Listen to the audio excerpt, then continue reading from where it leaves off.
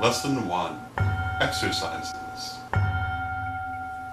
The exercises section in each of these lessons will be devoted to giving you a series of exercises or meditations intended to develop your psychic and magical skills. Psychic magical ability is rather like a muscle which grows stronger with use. The more you exercise your abilities, the more abilities you will develop. Again, psychism and magic are essentially the same thing, with psychism being receptive of spiritual influences, and magic using these same skills actively to achieve specific ends. In composing these lessons, we have assumed that you know nothing, and are starting from scratch. We know that this is not true for all students, and that some of you will have already acquired considerable skill and ability. If you feel your level of skill is already far beyond these exercises, then think of them as a review of the basics, or perhaps a new view of the basics. Soon enough, succeeding lessons will present you with more challenging exercises. If you are starting from scratch and have never worked with these techniques before, practice them as much as you can. You should practice every day and, if it is possible for you, at the same time each day. If you cannot practice at the same time each day, it is good to try to do it at least in the same part of the day, every morning for example. This builds consistency and, believe it or not, really does make a difference to your progress. How much you progress, and even whether you progress, depends on you.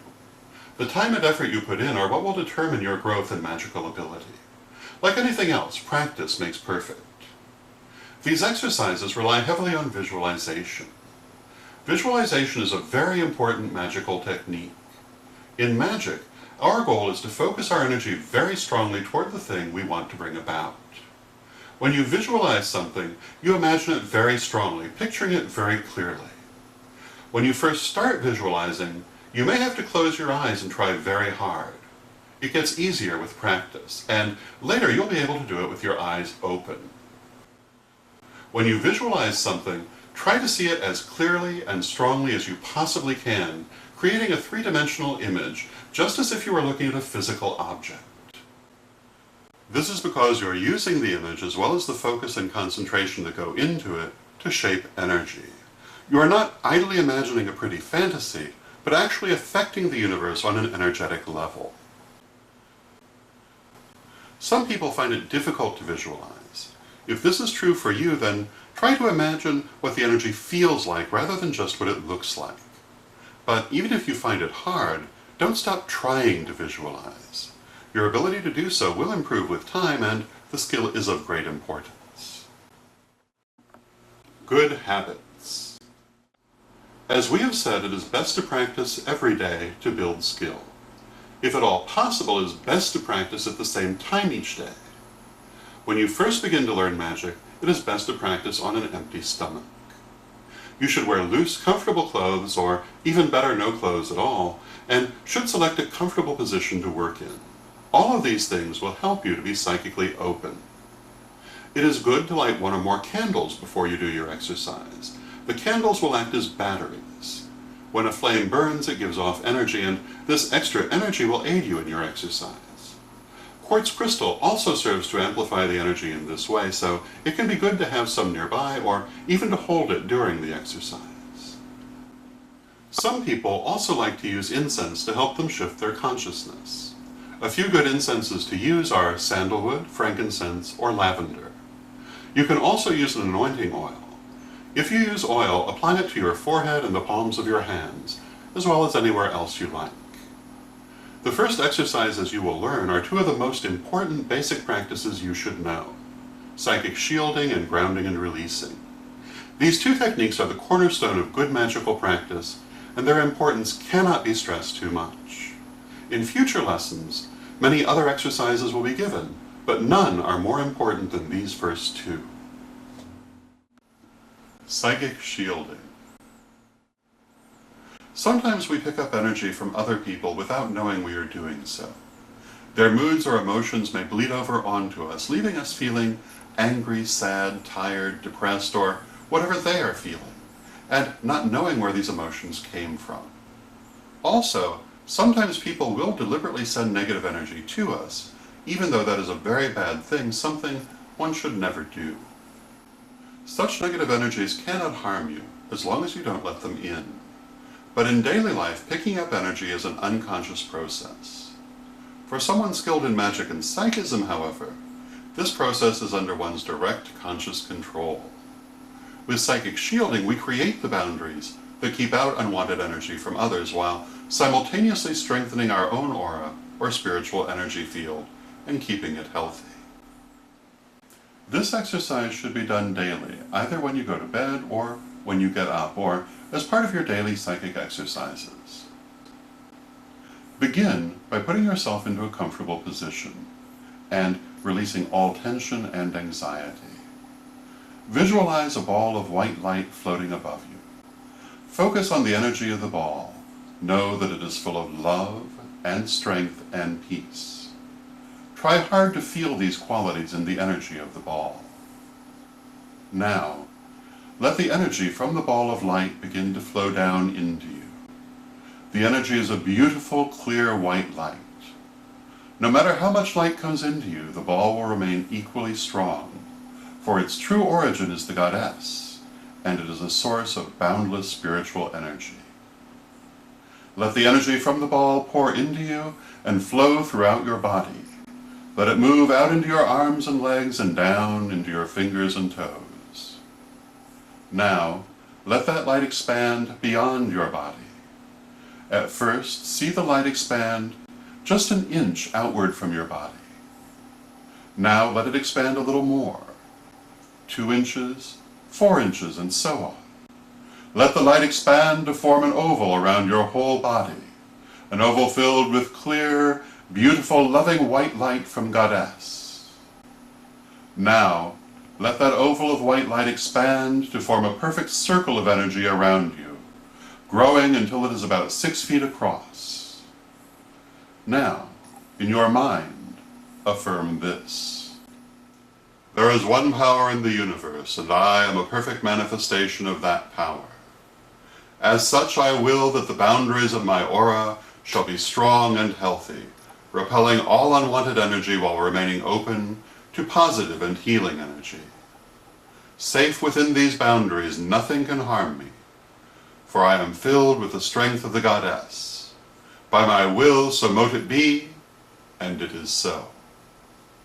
Now let the visual image of the light dissipate, but know that its protection and strength remain with you.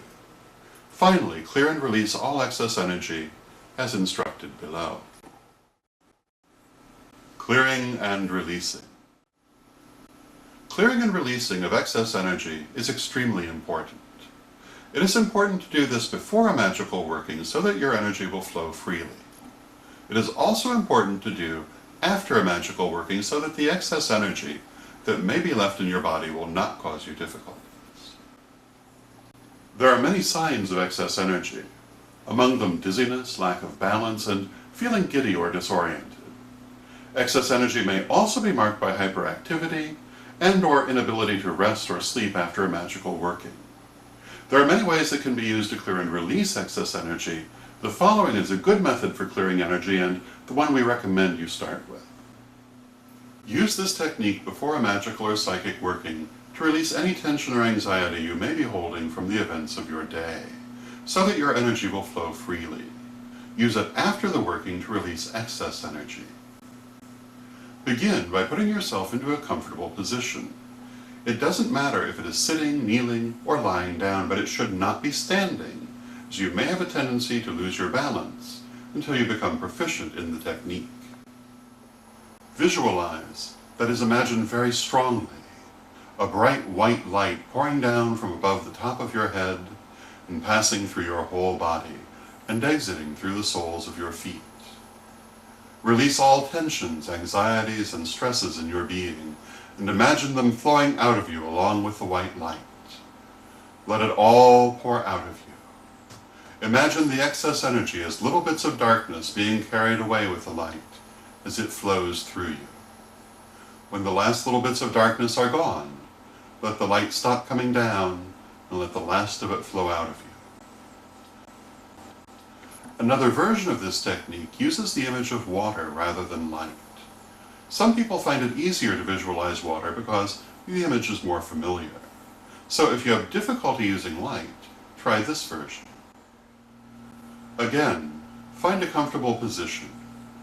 Imagine yourself lying in a river and visualize the water flowing through you, entering through the top of your head and exiting through the soles of your feet.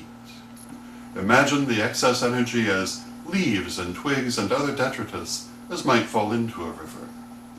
See the water carry these things away from you. Again, when the last is gone, you are clear. There are many other ways to do this practice as well. Some people imagine themselves standing before a beautiful lake. They imagine themselves being very dirty, and they walk into the lake until the water completely covers their head. Then they see themselves walking back out of the water completely clean. Other techniques visualize wind blowing through the person to blow away the excess energy or fire burning it away. Still another technique is to imagine a long root, like the root of a tree, growing down from your root chakra, your pelvic region loosely speaking. You'll learn more about chakras in a future lesson. Visualize this root going down into the earth. If you're indoors, see the root going down through the floor and through any lower levels of the building, then entering into the ground. Let the root go down deep into the earth. Now, imagine your excess energy running down through this root to Mother Earth. When you are done, draw the root back up into yourself. You can also use physical objects to help release energy. One of the simplest ways to do this is to put a bit of salt on the tip of your tongue, or run the tips of your fingers through some salt. This will have a natural grounding effect and will eliminate any excess energy. Another technique is to hold a piece of hematite, a stone formed from iron oxide. Hematite has a natural grounding quality and will have some effect by itself. But to get the best effect, hold the stone or an object made from hematite and imagine the excess energy draining into it from all parts of your body. When you are finished, hold the object under a stream of cold water, such as a bathroom faucet, and imagine white light pouring through the stone as the water washes it. This cleanses the stone. In each case, the excess energy returns to the Mother Goddess when you release it. She will recycle it, putting it to good use elsewhere. Some people like to say an affirmation when they release, such as, "I clear and release all excess energy," or "I release this energy to the Goddess to be used elsewhere." This sets a clear intent and can sometimes help to focus the process. It's not necessary to say the affirmation out loud.